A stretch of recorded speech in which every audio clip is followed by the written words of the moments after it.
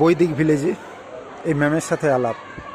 Ma'am Budge Budge থেকে এসেছেন আমাদের ভেস্টিজে।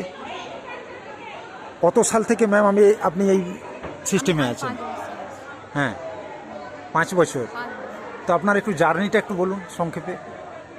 জানি প্রথম যখন শুরু করি, আমি এর আগে যখন নেটওয়ার্ক মার্কেটিং করেছি, ঠিক আছে, তো সেই হিসেবে নেটওয়ার্ক মার্কেটিং সম্পর্কে আমার ধারণাটা ভুলই ছিল, কারণ ওখানে প্রচুর পরিশ্রম করেছি, তার কিন্তু কোনো নেট ফল আমি পাইনি।